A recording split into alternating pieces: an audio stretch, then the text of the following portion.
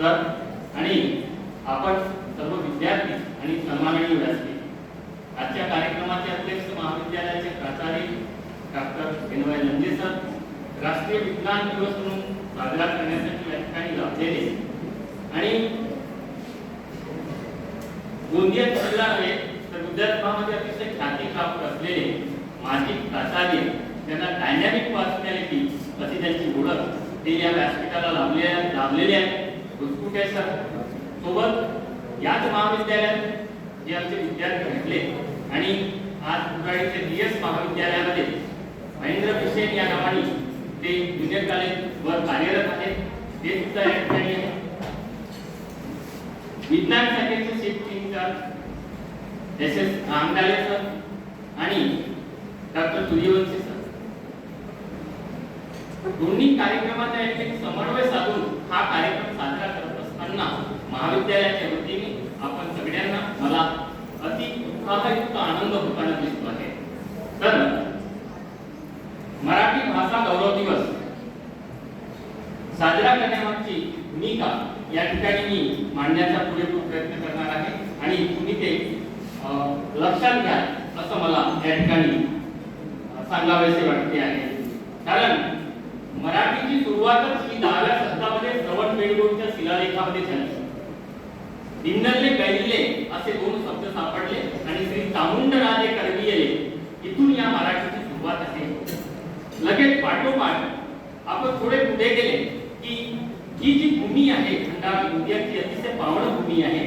कारण मराठीचा आद्य ग्रंथ विवेक सिंधुकारांनी मुकुंदराज महाराजांनी आंबोरा या ठिकाणी आज जे 5 नद्यांचा संगम आहे भंडाऱ्याच्या अलीकडे पवनीला जाताना त्या ठिकाणी सुरुवात केलेली आहे. वैनगंगेच्या तीरी मनोहर अंबानगरी येथे प्रकटले श्रीहरी जगदीश होतो. म्हणजे सांगायचं तात्पर्य असं आहे की जो मराठीचा गौरव, जो बाणा जिला अभिजात दर्जा मिळतो आहे, तिला राजभाषेचा दर्जा मिळतो आहे, ते का मिळते आहे याचे महात्म्य चित्र विशद होताना दिसेल. कारण माझ्या मराठीच्या बोलूके परी अमृता ते पैदा जिंके ऐसे अशी अक्षरे रसिके मिळविणं. कारण माऊलींनी हे वर्णन पुढे केलेलं आहे. आपण त्याच कालखंडामध्ये पाहतो आहे की श्री गोविंद प्रभू यांनी काय म्हटलेलं आहे, गाय गाय ना म्हणे, गाय गाय ना म्हणे, मराठी गाय म्हणे. म्हणजे मराठीचे महात्म्य महदाविषयी अनुकूल या ठिकाणी सांगतानाचं वर्णन पाहायला मिळते. श्री संत पंत परंपरा पुढे येताना दिसत आहे.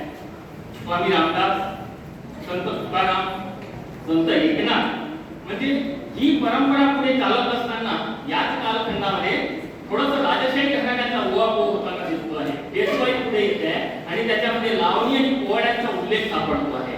आणि त्या लावणी पोवाड्यातून सुद्धा वीरवृत्ती आणि शृंगार रसाला मोठा वाव मिळतो आहे. म्हणजे मराठी ही भाषा कशा पद्धतीने 1000 वर्षाचा इतिहास देताना पुढे येते आहे आणि पुढे तिला जो अभिजात दर्जा मिळतो आहे ते या ठिकाणी वाखाणनीय ठरते आहे. कारण आधुनिक कालखंडामध्ये केसो सुटून गेलेले आहे. एक तुकारी यामध्ये लागून मुंगिन वीजी स्वप्राणाने भेतूर टाकील सगळी कविने दीर्घतीच्या त्या तुकारीने अशी तुकारी यामध्ये लागून हे जे महात्मी युक्त रचना पाहायला मिळते आहे किंवा एक मानवी मनाची प्रवृत्ती या ठिकाणी आपल्याला निदर्शनामध्ये येते आहे. याला उत्तर देत असताना आपण मर्डेकरांचे महात्म्य या ठिकाणी विशद करूया की जनकटदंड स्नायू जैसे लोखंडाचे पडले नाग अभिंद काळ्या मांड्या जैसा फुलाला सरकेला. म्हणजे हा जो मराठीचा इतिहास गौरव दिनाच्या निमित्ताने आम्ही या ठिकाणी 2013 पासून साजरे करताना दिसतो आहे. कुसुमाग्रजांचा जन्मदिवस लक्षात घेताना या ठिकाणी साजरे करताना दिसतो आहे.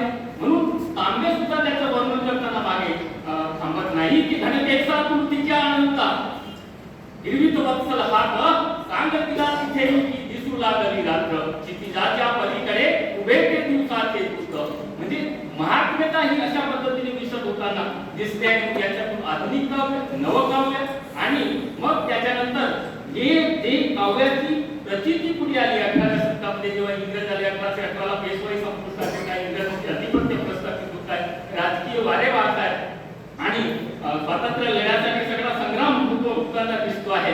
आणि अशी दयनीय स्थिती जेव्हा निर्माण होते तेव्हा पुन्हा माझ्या मराठीला स्वाभिमानाने या ठिकाणी सांगावयाचे वाटते आहे. म्हणून मुक्तिबोध म्हणतो आहे, मानवा मानवा काय ही स्थिती, जिऱ्याचे मरण आणि जिऱ्याची भीती. म्हणजे या दृष्टिकोनातून अशा पद्धतीने हे काव्य फुलत राहिलं. दुसरी गोष्ट, एक या मराठीच्या छोट्या छोट्या गोष्टीतून आपल्याला या घडामोडी एक विक्षिप्तपणा पाहायला मिळतो आहे. जो रसाचा भार सांभाळत नाही तो रसाचा आस्वाद कसा घेईल. आणि म्हणून एक म्हण आहे विद्यार्थी मित्र, जर तुम्हाला ऐकली असेल तर व्यासपीठ सन्माननीय आहे, ती मी थोडक्यात तुम्हाला सांगतो. झाकली मूठ सव्वा लाखाची, हे ऐकलं असेल बहुतेक सगळ्यांनी. ही झाकली मूठ सव्वा लाखाची हा वर्णन आणि ही कथा आली कशी. तर एक पंडित होते आणि त्यांना गावच्या लोकांना सगळं जेवण चालायचं होतं. आणि म्हणून त्यांनी असं आव्हान केलं की या देवळामध्ये तुम्ही दान दक्षिणा जे काही द्यायचं आहे ते द्या. तिथं राजा सुद्धा होता. ही फार जुनी घटना आहे, झाकली मूठ सव्वा लाखाची. तर राजा सुद्धा तिथून जात होता. पंडिताच्या हातात जाऊन राजाने चौवटी दिली. लक्षात घ्या, कथेचा मूळ तुम्हाला एक सांगतो. आणि ती चौवटी दिल्यानंतर त्या पंडिताला असं वाटतं की एवढा मोठा राजा, सगळ्या प्रजेचा जन्मालक आहे आणि तो फक्त एक चाराने एवढे पैसे देतो आहे. आणि म्हणून त्यांनी त्याच्यावर डोकं लावलं पंडितांनी. क्रिएटिव्ह माइंड आपण याला म्हणू शकतो. क्रिएट केला आपल्या डोक्याला आणि निलामी ठेवली त्या चौवटीची. आणि आव्हान केलं सगळ्या गावात, उद्या राजाने दिलेल्या वस्तूची निलामी आहे अशी गौरी पिटण्यात आली. आणि त्यांनी लोकांच्या समोर ती मूठ अशी बांधून ठेवली. तर तुम्ही 6,000, 5,000, कुणी 500 अशी बोली सुरू झाली. राजाने दिलेली वस्तू जी काही वेगळी असेल, विशेष असेल, ही गोष्ट सेनापतींनी राजाला सांगितलं की अशी काय वस्तू देऊन टाकली तुम्ही की अशा पद्धतीने बोली बोलली जाते आहे. म्हणून राजाला सुद्धा रावलं गेलं नाही. आणि राजा गेला तिथं तोपर्यंत बोलीची 1,20,000 पर्यंत गेलेली होती. आणि म्हणून राजाने आव देखेना ताव पटकन म्हटलं 1.25 लाख. आणि मग मुख्याची कुणाची आहे, पंडिताची, ज्यांनी हे कार्यक्रमाची आखणी केली होती. आणि मग तेव्हापासून ही म्हण मराठीमध्ये आली, झाकली मूठ 1.25 लाखाची. तर विद्यार्थी मित्र हो, की आनंदाच्या ताटी अमृताची वाटी, आनंदाची ताटी अमृताची वाटी, विवेक तारू घोटी रसना बळे.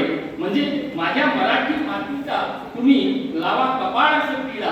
ह्या सगळ्या गोष्टी किंवा मराठीचे महात्म्य विशद करताना प्रत्येक कवी या मराठीच्या बोली भाषेचे कौतुक करताना दिसतो आहे. कारण कुसुमाग्रज हे 27 फेब्रुवारी नाशिकचे एक शिरवाड ठिकाणी जन्माला येतात. आणि त्याच्यानंतर त्यांचे काका त्यांना दत्तक घेतात. 6 भाऊ आहेत. तात्यासाहेबांची ओळख पुढे कशी होते आहे, कारण बाबासाहेब आंबेडकरांनी 1930 ला चालवलेला लढा त्याच्यामध्ये सहभागी आहेत आणि तिथून प्रेरणा घेतलेली आहे. क्रांतियुक्त कविता कुसुमाग्रज लिहिताना दिसत आहेत. आणि जर कुसुमाग्रज महाराष्ट्राला ज्ञात असेल तर ओळखलंच का सर मला, कणा नावाची कविता ही प्रख्यात गाजलेली आहे. किंबहुना नटसम्राट ही नाटक, अप्पासाहेब बेलवलकरांची भूमिका. आणि म्हणजे एका बाबाने एका मुलाचं संगोपन केल्यानंतर तुमचे खाण्याने बळलेले असे पाय आमच्या बेडवर ठेवण्याची तुमची लायकी तरी कशी आहे, अशा पद्धतीचं वर्णन जेव्हा नटसम्राट मध्ये येतो आहे तेव्हा टू या नाट टू बी दॅट पोस्टर, जगावं की मरावं, हा एक राष्ट्र प्रश्न आपल्यापुढे उपस्थित होताना दिसतो आहे. अशा ह्या अद्वितीय व्यक्तिमत्व असलेल्या आणि महाराष्ट्राचे लाडके कवी असलेल्या त्या लेखकाला साहित्य कलाकृतीचा आणि साहित्य अकादमीचा आणि ज्ञानपीठ पद्मभूषण पुरस्कार देऊन यांचा सन्मान केलेला आहे. म्हणजे ऋषितुल्य अशी व्यक्तिरेखा, म्हणजे एखाद्याचं येणं आणि जाणं हे एवढे महात्म्य ठेवत नाही, पण त्यांनी केलेल्या कृतीचा आराखडा दिसते पुढे येताना दिसतो आहे. आणि म्हणून सुरेश भट या सगळ्या कुसुमाग्रजांच्या व्यक्तिरेखांना पाहतो आहे. आणि म्हणून दारावर रांगोळी काढत असताना ओढ त्या ठिकाणी तुम्हाला लिहिलेली सापडली असेल की लावला मा सभाग्य बोलतो मराठी, जालो खरेच धन्य एक तो मराठी, धर्मपंथ जात एक जाणतो मराठी, एवढ्या जगात माय मानतो मराठी. हे महात्म्य या ठिकाणी दिसत होताना चित्र आपल्याला पाहायला मिळते आहे. विद्यार्थी मित्र, अशा अंगाने आपण या गौरव दिवसाला साजरे करत असताना काल जो 27 फेब्रुवारी दिवस होता, विधान भवनामध्ये सुद्धा आमच्या मुख्यमंत्री मंत्र्यांनी तो कार्यक्रम दिवसभर साजरा केला. तर मला या ठिकाणी महत्वाची बाब म्हणावी लागेल ती अशी की एकदा झोपलेल्या व्यक्तीला जागा करता येऊ शकतोय. एखादा व्यक्ती झोपेतच असेल तर त्याला जागा करता येऊ शकतंय, पण झोपेचा सोंग करून झोपलेल्या व्यक्तीला कधी जागा करता येऊ शकत नाही. आणि हे सांगण्याची किमया माझ्या माय मराठीमध्ये आहे. कारण रावणाच्या लंकेत राहूनही विभीषण बिघडला नाही आणि भगवान श्रीरामाच्या महालामध्ये राहूनही मंत्रा सुधारली नाही. तर या बोली भाषेला राजभाषेचा दर्जा देण्यात आला. आता राजभाषामध्ये राजरूपाची भाषा, एक बघितलं प्रशासनाची भाषा, आणि तिला अभिजात दर्जा मिळतो आहे. आज इंग्लंडमध्ये सुद्धा त्यासाठी 4 कोटी रुपये लागून या बोली भाषेचा, म्हणजे फक्त भारतापुरतीच मराठी ही मर्यादित राहिलेली नाही आहे, पण तिचा लोप होताना दिसतो आहे. कारण आजची विद्यार्थी KG1 पासून पुढे वाढताना ते चित्र पाहायला मिळते आहे. तर एकूणच या ठिकाणी आपण 27 फेब्रुवारी हा कुसुमाग्रजांचा जन्मदिवस 2013 पासून मराठी भाषा गौरव दिन म्हणून आम्ही साजरा करत आलेले आहोत. आणि शासनाच्या तशा निकषानुसार हे कार्यक्रम पुढे येताना दिसत आहे. तर मी या ठिकाणी यम गण वृत्त अलंकार अशा कुठल्याही बोलीतली नाही, एक सहज मला उरलेली मुक्त छंदातली कविता सांगतोय आणि माझ्या या प्रस्तावनेला आटोपतो करतोय. यथा असं मी शीर्षक दिलेलं आहे. आणि जर मला समजेल तर तिथे नक्कीच विद्यार्थी मित्र हो त्याला ग्रहण करा. मी मराठी माझी व्यथा मांडते, मी मराठी माझी व्यथा मांडते. संस्कृतच्या काही शब्दांना त्याचे शब्दरूप करून पांघरून पांघरते.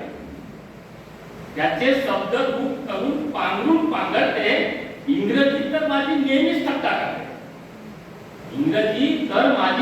थट्टा करते, पण स्वतःच कशी वंगाळ आहे हेही ती सांगते. पहा, अमृत या शब्दाला न्याक्टर म्हणते. पहा, जर ऑक्सफोर्ड डिक्शनरी मध्ये तुम्ही अमृत या शब्दाला तुम्ही शोधून काढलं तर न्याक्टर असा शब्द मिळेल. Into bracket the drink of God, देवाने प्रार्थना केली ते म्हणजे अमृत होऊ शकत नाही. आणि म्हणून माझी मराठी या ठिकाणी गाथा व्यथा गात असताना म्हणते, अमृत या शब्दाला न्याक्टर अशी शब्दबद्ध करते, जगापुढे आपले स्वतःचे स्वतः ससू करून टाकते. तिला पर्यायी शब्द काही सापडेना, पण मी मराठी मात्र अमृताला एक पर्यायी शब्द देते, तो म्हणजे पियुष.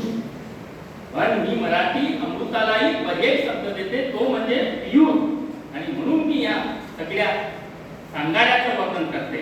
आणि म्हणून इथे नानाचे मनाचे, नदी नाल्यांचे, साधू संतांचे, वीरपुत्रांचे, साहित्यांचे, डोंगर नदी नाले दऱ्यांचे, शौर्याचे, वंदनाचे, स्मारकाचे, जाम्या दिम्या मांडोबाई आणि कमलीच्या त्या मेळ्याचे, गोंदिया साकोलीच्या वनराईचे, वनपुष्पाचे, वैनगंगा पांगोली आणि वाघनदीचे, सैदांचे, मराठींच्या उत्पत्तीचे, संस्कृतच्या नाटकाचे, भवभूती मुकुंदराज महाराजांचे आणि जवळ असलेल्या त्या जिल्हाच्या दगडांचे, ताजपूरच्या हनुमंतांचे, अंबागडच्या भोसल्यांच्या पदचिन्हांचे आणि इंदिरा सागर कोटराच्या नवेगाव गोठणगाव शिरपूर यांचे उद्यानांचे आणि नागझिऱ्याचे आणि शेवटी मारुतीची तपल्लीचे मी मराठी नेहमी महात्म्य गाते, मी मराठी नेहमी महात्म्य गाते. झाडी पडतीची मी भूक जय हिंद, जय भारत. थँक्यू.